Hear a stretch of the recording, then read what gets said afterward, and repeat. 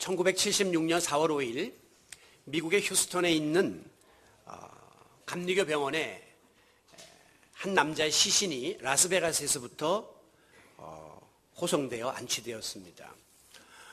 그의 이름은 가명으로 비밀로 이렇게 병원에 알려져 왔어요.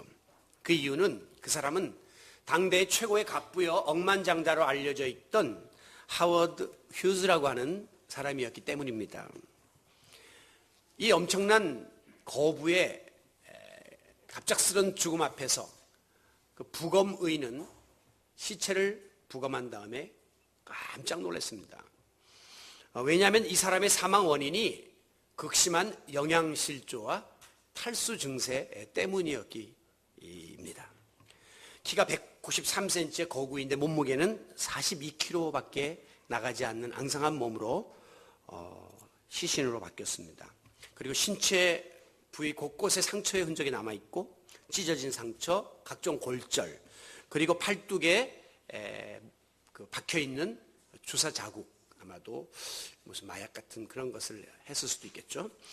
만신창이가 되어서 그의 시신이 비밀리에 휴스턴에 있는 감리교 병원으로 이송됐어요. 평소에 이 사람은 엄청난 그 재산 때문에 항상 두려움에 휩쓸려 살았다고 합니다. 혹시라도 누가 나를 해칠까봐 늘 불안에 떨면서 라스베가스의 그 화로운 호텔에 숨어서 은둔하며 살다시피 했습니다. 음식에는 혹시라도 독을 넣거나 자기를 해하려고 하는 시도가 없는지 두려워서 음식 먹기를 거부합니다. 몸에 점점 영양이 빠져나가게 되고 그리고 마지막에 영양실조와 탈수 증세로 사망에 이르게 된 것이죠. 결국 이 하워드 휴즈를 죽음에 이르게 한 병명은 바로 극심한 불안증이라고 말할 수 있습니다. 북한의 최고 지도자였던 김정일, 그는 생전에 비행기를 타지 않았습니다. 전용 열차를 애용했는데 그나마도 어느 열차칸에 탔는지 알 수 없게끔 늘 위장하면서 다녔다고 합니다. 수시로 잠자는 숙소를 옮겨 다니고 그리고 스케줄은 극비로 붙여서 아무도 알지 못하도록 그렇게 했습니다. 왜? 늘 주변에 있는 사람들을 믿지 못하는 겁니다. 혹시라도 언제 어디서 공격이 가해지거나 암살을 당할까 봐 불안에 떨며 살다가 급기야 69세 나이에 심장마비로 급사했습니다.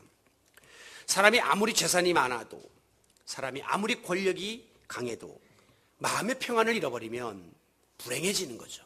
그리고 비참한 인생이 될 수밖에 없는 겁니다. 우리가 예수 믿고 신앙생활을 하면서도 육신을 입고 사는 인간인지라 우리는 주변 환경의 영향을 받아요. 그리고 여러 가지 이유로 인해서 여전히 우리의 마음속에 때로는 불안과 걱정, 근심, 염려, 두려움이 엄습해 올 때가 있습니다. 특별히 우리가 하나님을 전적으로 의지하고 하나님께 모든 것을 맡기는 영적인 생활을 게을리하게 되면 자연스럽게 세상적인 일에 몰두하게 되고 세상적인 염려가 우리의 마음을 지배하는 자리에 빠지게 돼요.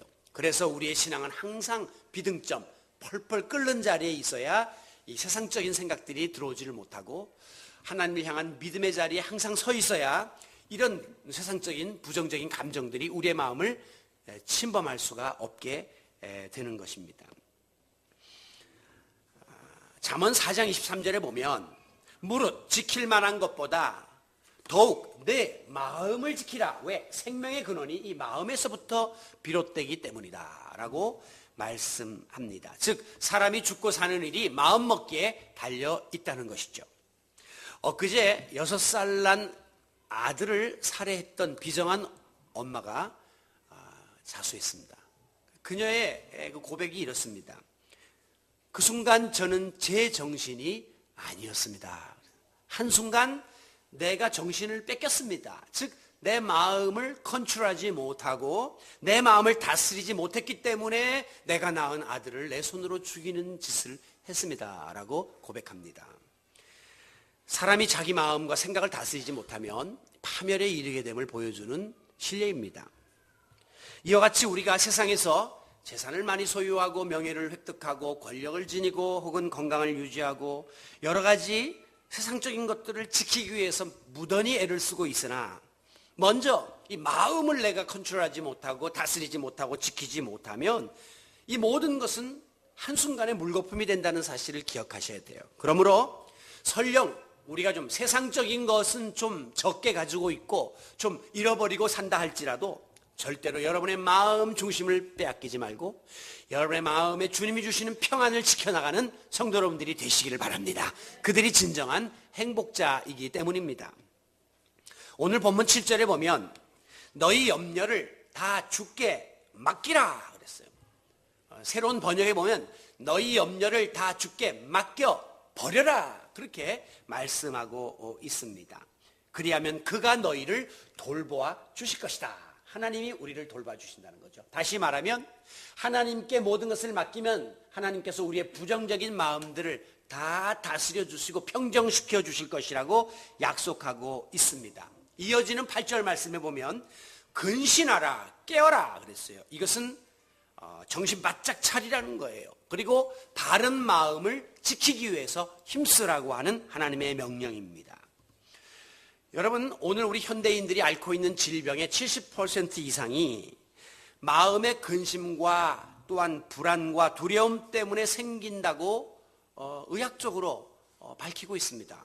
그래서 요즘에는 주로 신경성 위염, 스트레스성 두통 이런 식으로 신경 때문에 오는 마음 때문에 오는 이런 병들이 많다는 것을 우리가 잘 알고 있죠. 공교롭게도 성경에 보면 두려워하지 말라, 근심하지 말라라고 하는 그런 말씀이 365번 나온다고 합니다. 제가 세본 건 아니고요. 그런데 참 재밌는 것은 365 하면 뭐가 생각나죠? 1년 365일이 생각나는 거예요. 이 말은 걱정, 근심은 1년 365일 내내 우리의 마음을 떠나지 않는 것이구나 하는 것을 의미하기도 하고, 반대로 그러나 예수 믿는 사람은 1년 365일 매 순간을 걱정, 근심, 염려에서 벗어나서 살아야 한다는 것을 보여주고 있습니다. 비결이 있습니다. 예수님은 요한복음 14장 27절에서 평안을 너에게 끼치노니 곧 나의 평안을 너에게 준다.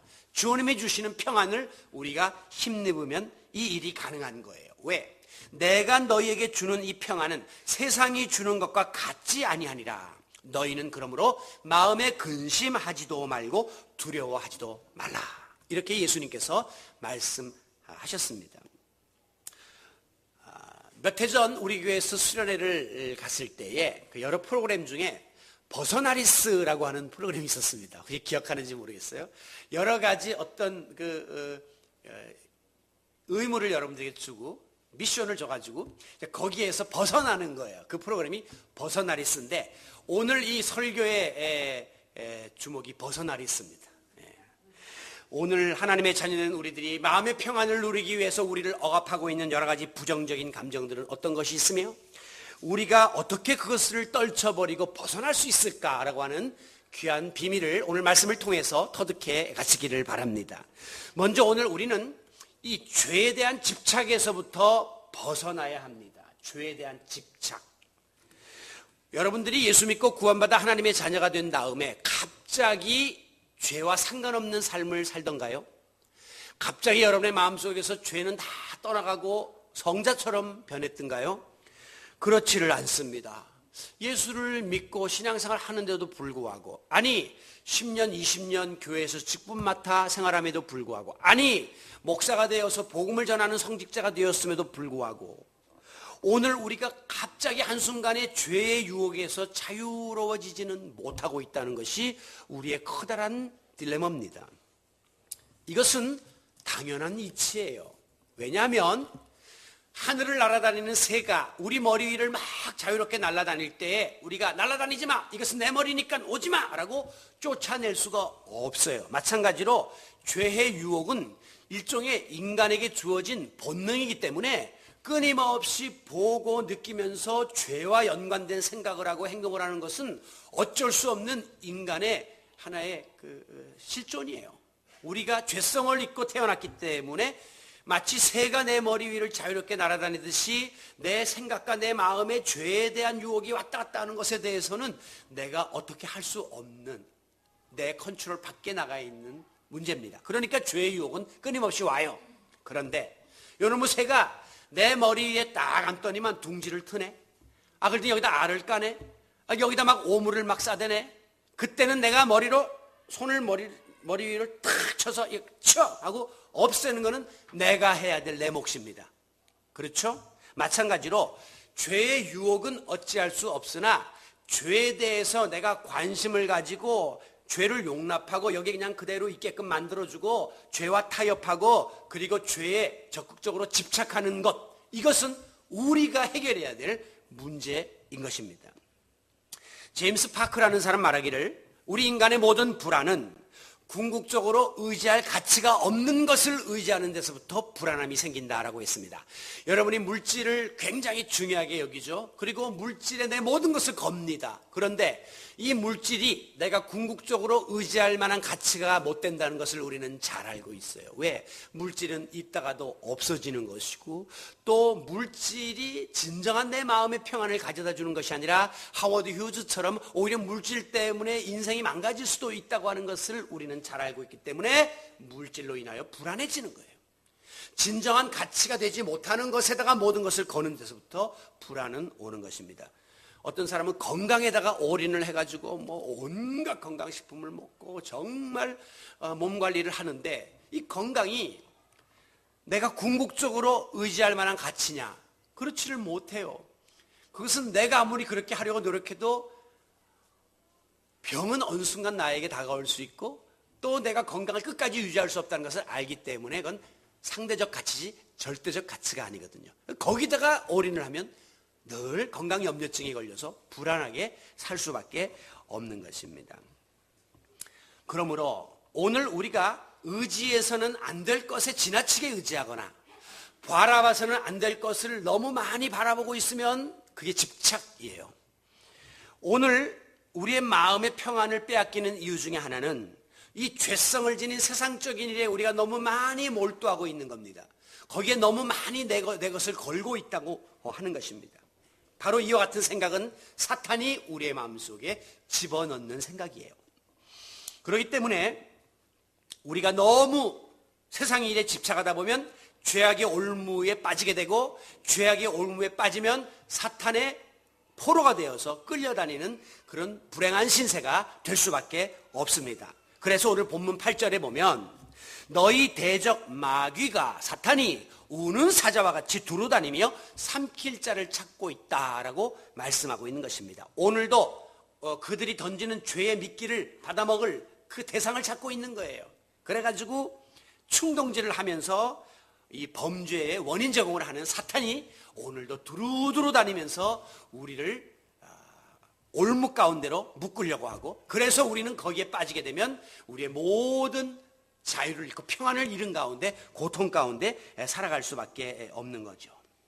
바로 사탄이 우리의 마음에 틈을 비집고 들어와서 우리의 마음을 온통 흔들어 놓는 그 순간을 우리는 시험에 빠졌다 그렇게 말해요. 시험에 들게 만드는 겁니다.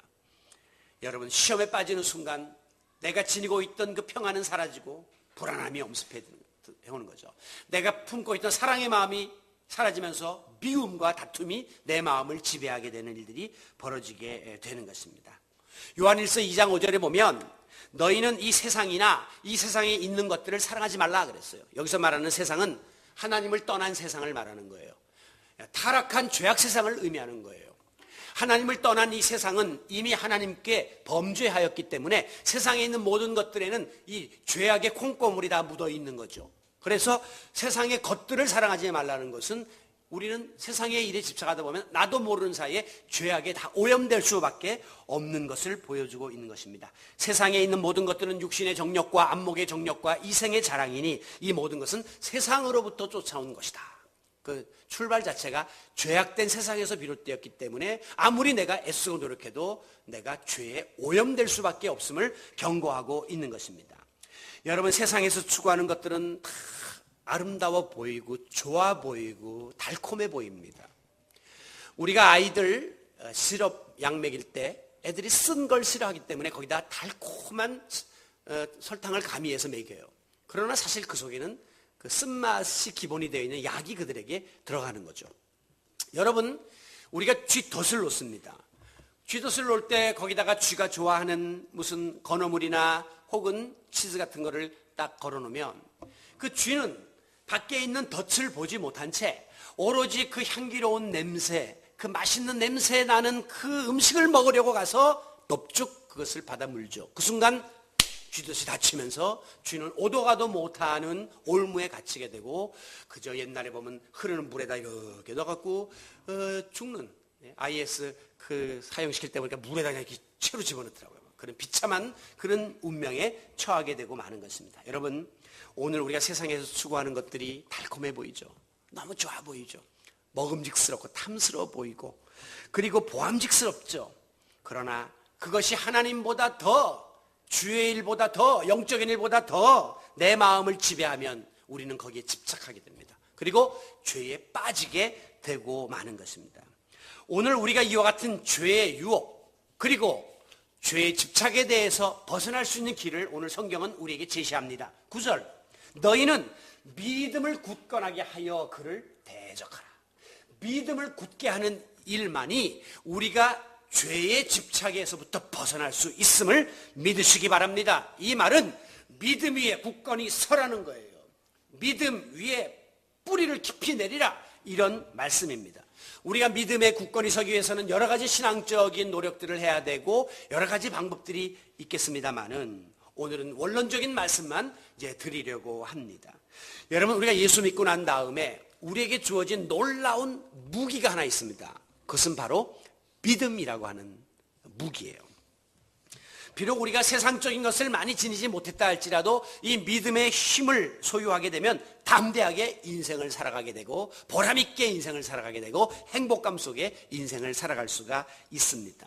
믿지 않는 사람들은 이와 같은 우리를 향해서 어리석은 사람이라고 무모한 짓을 한다고 비웃을런지 모르지만 예수를 믿는 우리에게 믿음은 세상의 그 무엇과도 바꿀 수 없는 가장 존귀한 보석과 같은 가장 강한 능력과 같은 힘을 가지고 있음을 믿으시기 바랍니다. 그래서 우리가 때로는 우리 자녀들에게 내가 너에게 큰 재물을 물려주지는 못한다 할지라도 너에게 믿음의 유산을 물려주는 것을 나는 기쁘게 생각한다라고 말할 수 있는 것이죠. 그러므로 오늘 우리가 하나님을 의지하는 믿음을 가지고 믿음 위에 굳건히 서기만 하면 그리고 그 믿음을 붙잡고 살아나기만 하면 오늘 우리가 지나치게 추구하게 되는 세상적인 일과 죄악의 집착에서부터 벗어날 수가 있습니다. 그리고 그것들을 끊어버릴 수가 있는 것이죠.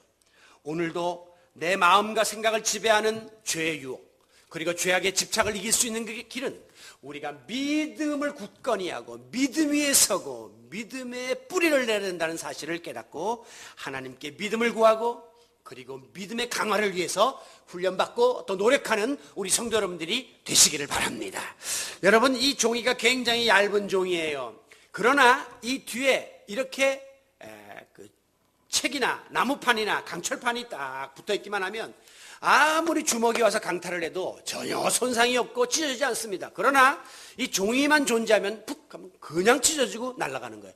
우리가 이렇게 상처 입기 쉬운 존재고 이렇게 유혹받기 쉬운 존재고 죄에 빠지기 쉬운 존재이지만 나라고 하는 존재 혼자 세상에서 살아가려고 하면 우리는 끊임없이 죄악의 포로가 되어서 죄악에 집착하며 살 수밖에 없습니다. 그러나 믿음 위에 서서 믿음과 더불어 그리고 주님이 함께 하심과 더불어 우리가 살아나가게 되면 우리는 넉넉히 이 모든 유혹을 이기고 특별히 죄에 대한 집착을 끊어버리고 죄에서 벗어나는 자유인의 삶을 삶으로 우리의 마음에 주님 주시는 평안이 차고 넘치게 될 줄로 믿습니다. 두 번째로 우리가 벗어나야 될 것은 이 과다한 죄책감에서부터 벗어나야 합니다. 자, 앞서 살펴본 것처럼 예수 믿고 신앙생활해도 죄의 유혹은 끊임없이 다가와요. 그래서 우리가 굳건한 믿음을 가지고 사탄을 대적하려고 무던히 애를 쓰고 있음에도 불구하고 오늘 우리의 모든 의지가 약하고 믿음이 약하고 모든 것이 부족하여서 여전히 때로는 사탄의 유혹에 넘어가고 죄에 대해서 집착하는 일에 빠질 수가 있다는 것입니다. 그렇죠? 마치 다람쥐가 쳇바퀴를 계속 돌듯이 참 무모한 그런 일들을 거듭할 때도 많고 성경에 보면 마치 개가 먹은 것을 토하고 토한 것을 또 먹는 죄를 회개하고 회개한 죄를 또 저지르는 이런 일을 우리가 반복할 때가 많다는 거죠. 돼지를 깨끗하게 씻어줘도 흙탕물에 가서 또 뒹굴고 씻어주면 또 뒹구는 이런 삶을 거듭하다가 우리가 오늘도 주님 앞에 나왔기 때문에 우리의 마음 한구석에는 이 죄의식과 죄책감이 항상 우리를 짓누름으로 우리의 마음이 평안하지 못한 상태에 놓여 있을 때가 많습니다. 심리학자 프로이드, 유명한 사람이죠. 그는 이런 말을 했어요. 정신질환의 대부분은 선과 악의 갈등으로부터 비롯된다라고 했습니다. 다시 말하면 막 사는 사람은 정신병이 잘 안 걸려요. 그러니까 바로 살려고 하고 보람있게 살려고 하고 의미있게 살려고 하는 모범생들이 정신병에 잘 걸린다는 거예요. 왜? 선과 악의 끊임없는 갈등이 내 마음속에 있기 때문에 내가 며느리로서 구실을 더 잘해야 될 텐데, 내가 시어머니 노릇을 더 잘해야 될 텐데, 남편 구실을 더 잘해야 되고 자식 노릇을 잘해야 되고 내가 목사로서 부끄러움이 없어야 될 텐데, 문제는 실제가 그렇지 못하다 보니까 거기서부터 오는 여러 가지 자괴감과 충격과 자학하는 마음, 이런 것들이 나중에 폭발하면서 정신질환으로 전가되는 거죠. 그래서 이 세들러라고 하는 의학자가 실험을 했습니다. 2년 동안에 걸쳐서 어떤 정신질환자를 계속 상담하고 약을 먹이면서 치유하려고 하는데 치료가 안 된 거예요. 근데 이 사람이 어떤 방법을 택했냐면 이 사람 마음속 깊은 곳에 있는 죄의식을 찾아냈습니다. 그래서 그것을 제거하는 작업을 했는데, 당신이 지금 어떤 사람에게 이것 때문에 죄의식을 느끼고 있고 잘못을 느끼고 있고 부담을 느끼고 있는 사람 가서 털어라. 그 사람에게 다 털어내게 했습니다. 그리고 신에게, 하나님에게 너의 모든 죄를 회개하고 자복하고 기도하라 라고 했더니 이 사람의 속에 있던 맺힌 것이 뚫어지면서 3일 만에 그 사람의 정신질환이 치유되는 실험 결과를 발표하고 있습니다.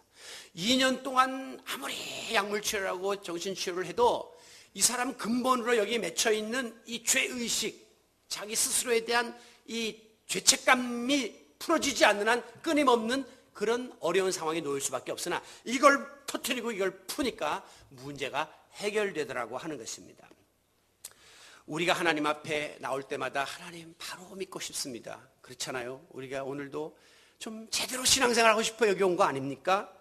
주님 뜻대로 살고 싶어서 무던히 애를 써요. 목사 노릇 바로 하고 싶어서 눈물로 하나님께 하소연하고 정말 자신을 어떻게 해서라도 하나님 앞에 바로 서고 싶은데, 그런데 하나님 내 현주소가 그렇지를 못해요. 내가 원하는 그 수준에 지금 도달해 있지를 못해요. 왜 내가 이것밖에 안 됩니까? 라고 하는 자학과 자괴심이 우리의 마음을 짓누를 때가 많습니다. 역시 나는 이거밖에 안 되나 봐. 나는 할 수 없어. 나 같은 사람이 뭐. 이러면서 자포자기하는 자리에 빠지기 쉬운 거죠. 어제 어떤 분이 쓴 글을 보니까요. 자기는 8이라고 하는 능력밖에 안 된대요. 그런데 밖에 있는 사람들은 자기를 10이라고 알고 있대요. 그러니까 2가 지금 부족한데 그 2는 위선으로 커버하면서 살아야 되는 거예요. 이게 사회생활이라는 겁니다. 직장에서도 그렇게 취급을 받으려니까 과 노력을 해야 되다 보니까 어려움이 오는 거죠.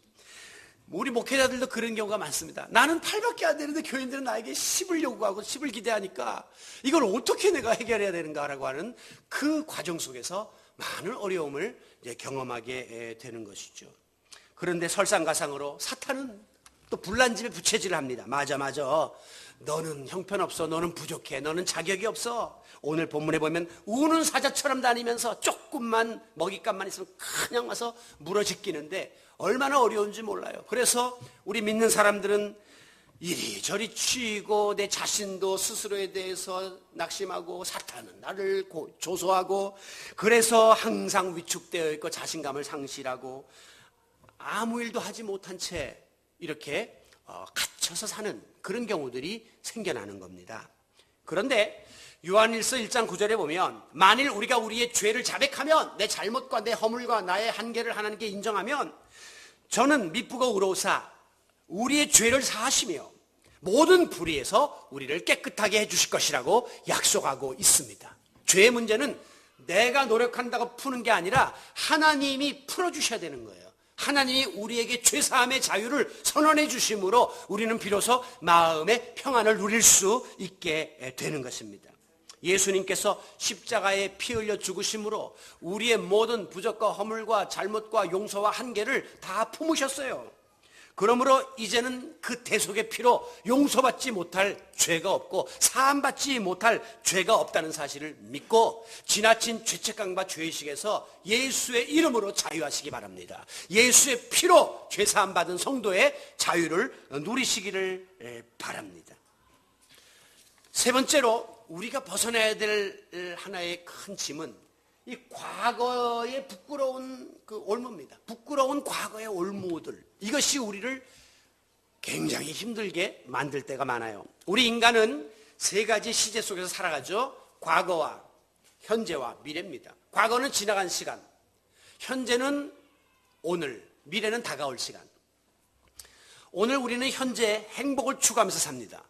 그리고 미래는 소망이 이루어지기를 기대하면서 삽니다. 근데 때로는 과거는 별로 우리에게 도움이 안 될 때가 많아요. 여러분, 과거에 있었던 일들을 아무리 여러분들이 좋았던 일이든 나쁜 일이든 너무 과거에 집착하면 과거 지향적인 삶은 우리를 후퇴하게 만들 때가 많다는 거예요. 그런데 불행하게도 우리 인간들은 과거에 많이 얽매여 살고 있습니다. 특히 과거 중에도 좋지 못했던 추억, 또 불행했던 일, 이런 것에 우리의 마음이 많이 가 있을 때가 있어요. 그럼 빨리 해결하고 지워야 되는데 그게 많이 우리의 마음에 상처를 입힐 때가 많다고 하는 것입니다. 특별히 과거에 있었던 그 여러 가지 부끄러운 그런 일들, 수치스러운 그런 기억, 그게 발목을 딱 잡으니까 앞으로 나가려고 해도 자꾸 제동이 걸리는 거예요. 과거에 부끄러웠던 실수들이 나를 자꾸 앞으로 못 나가게끔 만들고 있다는 것입니다. 여러분이 과거에 대해서 자꾸 특히 약점을 생각해내는 것은 본인에게도 좋지 않고요, 타인에게도 좋지 않습니다. 우리 부부 싸움을 할 때 제일 많이 써먹는 것 중에 하나가 과거의 이야기예요. 뭐 하다가 분리하면 당신 근데 그때 하면서 이제 옛날 이야기를 끄집어내는데 그건 이제 다 잊어버렸고 다 바다 저 강물에 흘려보냈는데 그걸 가지고 막 파대면 정말 제일 상처를 크게 입힐 수 있는 겁니다. 그러나 반대로 회복하려면 그동안 10년 참았던 거 다시 시작해야 돼요. 큰일 나요. 그러니까 그 수법은 별로 좋은 수법이 아니에요. 우리 하나님도 이사야 43장 18절에서 너희는 이전 일을 기억하지 말며 옛적 일을 생각하지 말라. 보라, 내가 새 일을 행하리라. 하나님이 이루실 새 일, 우리 부부에게 향하신 새 일, 우리 가정과 자녀에게 향하실 새 일을 자꾸 생각해야지 옛 일을 자꾸 들고 나오면 아무 일도 할 수가 없다는 것입니다. 특별히 앞서 살펴본 대로 우리의 마음이 자꾸 죄에 집착하게 만들고 또 죄로 인해서 지나친 죄책감 속에 빠지도록 만드는 일은 바로 사탄이 하는 일입니다. 물론 성령께서는 우리의 죄를 회개하게 만들고 바로 서게 만들지만 사탄은 죄에 의해서 우리가 함몰되게 만든단 말이에요. 못 일어나게 만드는 것이 사탄의 전략입니다. 그러므로 사탄은 자꾸 우리가 잊고 싶은 과거에 불행했던 일들, 아픈 추억들을 들춰내고 상처를 더 덧나게 만들고 그래서 우리로 하여금 의기소침하게 하고 그것으로 인해서 분노와 증오의 삶을 살도록 만듭니다. 사업에 실패했던 일, 가정의 어려움을 경험한 일, 시험에 낙방했던 일, 회사에서 쫓겨난 일, 사기당한 거, 인간관계 속에서 받았던 그 아픔과 상처, 그런 것들을 자꾸 생각하면요, 사람이 화가 치밀게 되고 욕이 나오게 되고 계속해서 그 자리를 벗어나지를 못하고 갇혀 살게 된다고 하는 것입니다. 그래서 자학하고 자기 비하하고 그리고 자포자기하고 마지막에는 대인기피증까지 걸리게 되는 거예요. 적극적인 사고방식의 창시자인 노만 빈센트 필이라는 사람은 이런 말을 했습니다. 하루에 2번 이상 당신의 마음을 씻어버리라, 정화시키라. 카타르시스의 효과를 가져야 된다는 거예요. 우리가 매일 세수하고 매 순간마다 손을 닦는 것처럼 우리의 마음도 지속적으로 깨끗하게 씻어내되 예수의 이름으로, 예수의 보혈로, 성령의 기름으로 날마다 닦아낼 수 있기를 바랍니다. 할 수 있으면, 아니 일부러 억지로라도 지나간 일들, 좋지 못한 추억, 아픈 상처, 이것은 빨리 털어버리는 것이 상책이요 삶의 지혜입니다. 왜? 이유가 있습니다. 저와 여러분은 하나님께서 당신의 형상대로 아주 존귀한 존재로 만들어 주셨기 때문이에요. 하나님의 형상대로 지음받은 하나님의 성도는 존귀합니다. 오늘 우리가 스스로 자학해야 될 이유가 없는 거예요. 뿐만 아니라 우리가 하나님의 명령을 어기고 죄로 인하여 죽을 수밖에 없는 자였지만 독생자 예수 그리스도를 보내셔서 구원하시기까지 우리를 사랑하십니다.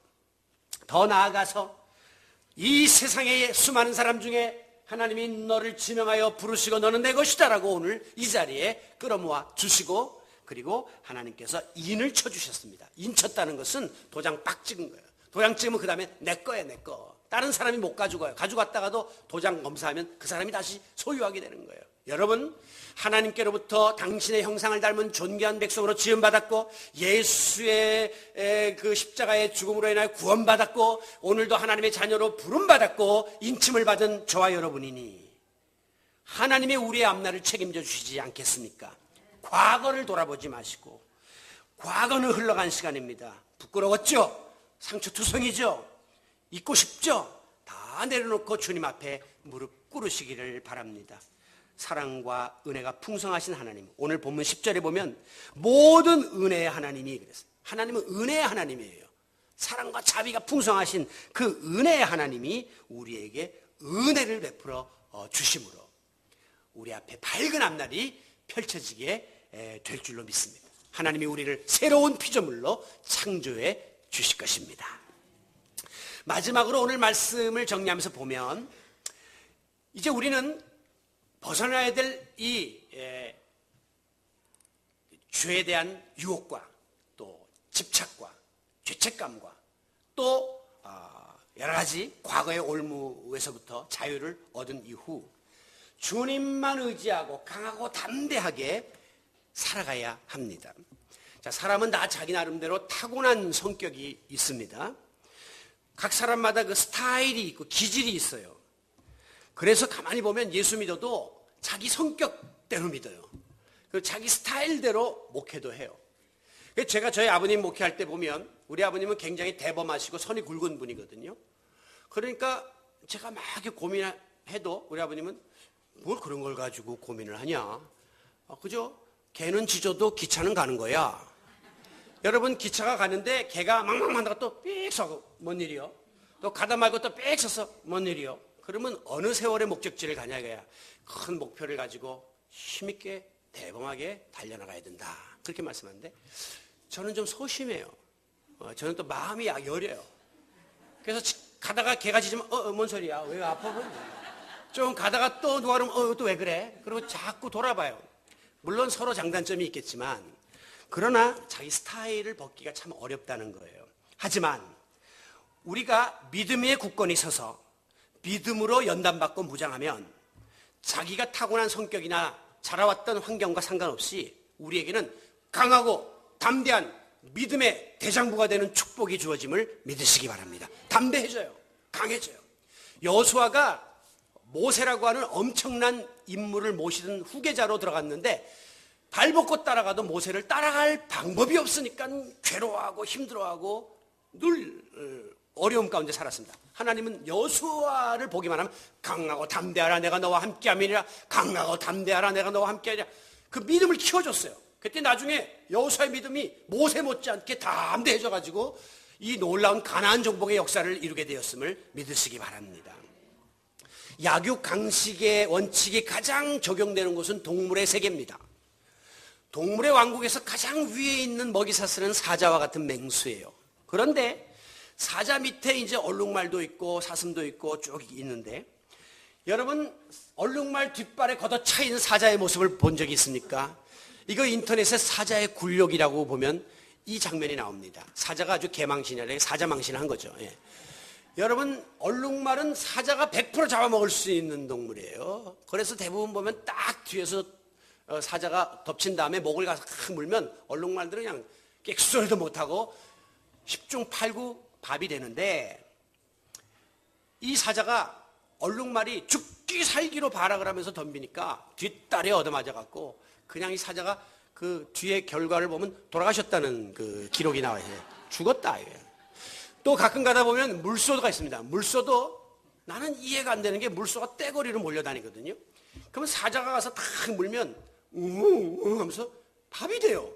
그 옆에 보면 20마리가 있는데도 만 있지 누구 하나 덤빌 생각을 못. 왜? 이미 그들에게 마음에는 패배의식이 있기 때문에, 뭐 안 된다는 절망이 있기 때문이거든요.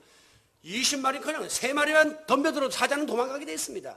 뭐 들이받지 않아도 몰려만 가도 도망가게 돼 있는데 도망을 아예 방관하고 있단 말이죠. 그러니까 객관적인 약자이기 때문이에요. 그런데 보면은 어떤 정신 나간 물소가 그냥 사자를 들이받았어요. 사자가 죽었다라고 그 기록에 나와 있습니다. 얼룩말 발에 뒷발에 걷어차 죽일 수도 있고, 사자가 자기 밥인 물소 뿔에 받쳐 죽을 수도 있다는 거죠. 여러분, 아무리 객관적인 약자라 해도 겁먹지 않고 담대히 맞서면 얼마든지 이길 수 있어요. 여러분, 우리가 이 영적 세계에서 솔직히 말하면 사탄보다 우리가 객관적인 약자입니다. 사탄은요, 영물이고 아주 이거는 영특하고 아주 이 틈만 있으면 와서 노리고 보통 존재가 아니에요. 오죽하면 우는 사자와 같이 덤빈다고 오늘 성경에 기록했겠습니까? 사탄이 우는 사자 같은 존재입니다. 그러나 비록 우리가 연약한 얼룩말 같은 존재를 할지라도 우리 뒷다리에 사탄이 나가 떨어지는 역사가 믿음의 역사를 통해서 일어나게 됨을 믿으시기 바랍니다. 오늘 본문 9절에 보면 그러므로 너희는 믿음을 굳건하게 하여, 믿음이 관건이에요. 그 다음에 뭡니까? 대적하라. 담대하라는 거죠. 용기를 가지고 맞서라는 것입니다. 그러면서 세상에 있는 너희 형제들도 동일한 고난을 당한 줄을 알미라 그랬어요. 이 말씀은 위로가 되는 말씀이에요. 우리가 때때로 어려움을 당할 때마다 세상에 내 마음을 알아주는 사람은 아무도 없어 그러면서 침울해합니다. 그리고 왜 나에게만 이런 어려움이 오는 거야 라면서 신세한탄을 합니다. 그러나 그것은 천만의 말씀입니다. 세상에 있는 주를 믿는 모든 형제자매들은 다 나와 똑같은 고난을 지금 당하고 있고 같은 고민을 하고 있고 같이 애쓰고 몸부림치고 있다는 사실을 기억하세요. 그러면 좀 위로가 되잖아요. 여러분이 지금 당하고 있는 그 아픔과 고민을 여러분 혼자 지금 짊어진 게 아니라 저도 지금 동일하게 조금 모양은 다르고 무게는 다를 수 있지만 같이 당하고 있다는 사실을 기억하시기를 바랍니다. 그렇기 때문에 우리 하나님은 공평하신 하나님이죠. 뿐만 아니라 마지막 결론은 10절입니다. 여기에 이제 우리의 희망이 있어요. 하나님께서는 당신의 자녀들로 하여금 잠깐, 아주 잠시 동안만 고난을 당하게 하십니다. 10절 보시면 잠깐 고난을 당한 너희를 이라는 말씀이 나와요. 고난은 영원한 것이 아니에요. 하나님께서 잠시 동안만 우리에게 고난을 당하게 하신다. 그러니까 이건 참으면 이길만하다 하는 자신감을 가지셔야 돼요. 두 번째, 더욱 온전하고 굳건하고 강하게 만들기 위해서 지금 우리를 연단하고 계시다는 거예요. 모든 환난은 인내를, 인내는 연단을, 연단은 소망을 이루려 함이라는 말씀처럼 환난은 마지막에 소망을 주려고, 그래서 오늘 여기 10절에 보면 너희를 친히 온전하게 하시며 굳건하게 하시며 강하게 하시며 결국 우리를 더 견고한 하나님의 자녀가 되게 하려고 지금 주님이 다듬고 계시다는 거예요. 세 번째, 여기 보면 이 터를 견고하게 하시리라. 터는 뭡니까? 서두에 말씀한 것처럼 믿음의 터전이 강해지는 거예요. 그래서 우리의 믿음이 여간에서는 흔들리지 않고 강한 믿음을 가지도록 하나님이 만들어주시는 것이죠. 그리고 나서 궁극적인 목표는 무엇입니까? 10절 전반절에 보면 그리스도 안에서 너희를 부르사 자기의 영원한 영광에 이르도록 하심이니라. 이게 오늘 우리를 향한 하나님 아버지의 뜻이에요. 오늘 여러분이 여러 가지 모양으로 어려움을 당하고 또 이렇게 휩싸여 있고 지금 빠져 있고 여기서 벗어나기를 원하십니까? 하나님은 우리로 하여금 이 잠깐의 고난을 견디면 더욱 온전하고 굳건하고 강하게 만들어 믿음의 터전 위에 굳게 세워주시고 급기야 하나님의 영원한 영광에 이르도록 하시려고 하는 하나님의 뜻을 가지고 있음을 믿으시기 바랍니다. 오늘 우리에게 힘이 됩니다. 위로가 됩니다. 소망이 됩니다. 사랑하는 성도 여러분, 하나님은 여러분의 형편과 처지를 그 누구보다도 잘 알고 계십니다. 사람은 아무리 같이 살아도 동상이몽이라 한 침대에 자도 꿈은 따로 꾼다는 것처럼 그 속마음을 깊이 알 수가 없어요.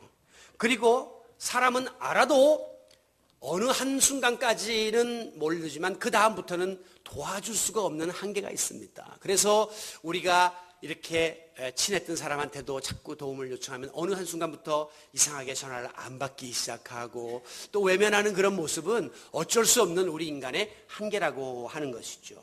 그러나 우리 하나님은 우리를 아세요. 여러분이 흘리는 눈물도, 여러분이 겪는 아픔도, 고통도, 여러분의 약점도, 여러분의 실패도, 여러분이 팔밖에 안 되는데 10으로 살아야 되는 그 위장된 모습도 하나님은 다 알고 계십니다. 그리고 하나님은 아실 뿐 아니라 그 문제를 풀어주실 수 있는 전능하신 하나님입니다. 거기다가 우리 하나님은 속성상 사랑과 자비와 은혜의 하나님이기 때문에 그걸 도와주지 않으면 견딜 수 없는 분이시기 때문에 우리는 그 하나님께 오늘도 나의 모든 것들을 내어 맡길 수 있기를 바랍니다. 오늘도 여러분을 얽어매고 있는 죄에 대한 집착에서부터 벗어나십시오. 무엇으로? 굳센 믿음으로 이길 수 있습니다. 그리고 지나친 죄책감에서 벗어나십시오. 무엇으로? 예수 그리스도의 십자가의 보혈의 능력으로. 그리고 부끄러운 과거의 올무에서부터 벗어나십시오. 무엇으로? 오직 하나님의 은혜로. 하나님이 덮으셨다, 하나님은 잊으셨다라고 하는 확실한 믿음을 가지고 나아가시기를 바랍니다. 아무쪼록 오늘도 이 후덥지근한 날씨에, 이 휴가철에, 이 장마 직후에 정말 만사를 뒤로 한 채 그래도 여러분 하나님 전으로 달려나왔잖아요. 하나님은 그 믿음을 귀히 여기십니다. 그리고 여러분들을 사랑하십니다. 여러분들이 입고 나온 죄악의 그 찌꺼기에 찌든 이 모든 옛 옷들을 오늘 이 시간 벗어던지고 우리 주님이 입혀주시는 참 평안의 새 옷을 덧입고 오늘도 행복한 하나님의 자녀로 돌아가시는 성도 여러분들이 다 되시기를 믿음의 주요 온전케 하시는 이인 예수 그리스도의 이름으로 축원합니다.